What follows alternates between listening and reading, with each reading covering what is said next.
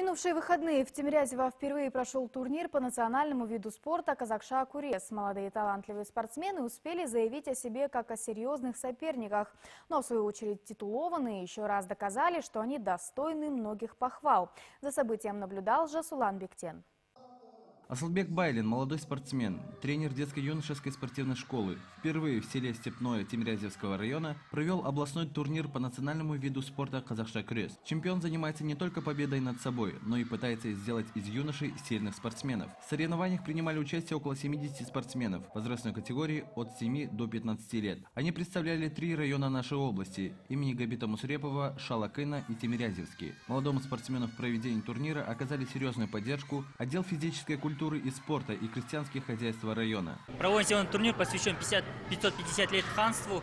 Турнир принимает участие у нас Габита Мусрепова, Шалакын и Тимирязевский район. Около количества 70 у нас участников, а 2000 и младшие по категории.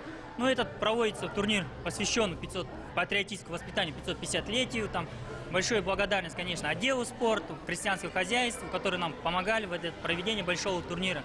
В возрастной категории от 7 до 10 лет представлял свой район призер областных и республиканских соревнований один из самых юных спортсменов, 9-летний Алмаз Вагизов. Занимается 2 года у своего тренера Асылбека Байлина. На машинке по соревнованию взял первое место по Казахша-Акурес. Мой первый тренер Асылбек Байлин. Я у него 2 года занимаюсь борьбой. 15-летний Вячеслав Сенинг – молодой подающий надежду спортсмен. Занимается всего год этим видом спорта, но уже успел завоевать множество наград и призов. На республиканском был по дзюдо, по Казахша-Акурес 1-я и 3-я медали. Республиканские были по дзюдо в Костанайской области, в городе Рудном.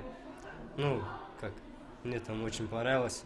Спортсмен серьезно намерен достичь высоких целей и стать настоящим профессионалом своего дела. Жасулан Бектен, Куаныш Казбеков, Ахпарат.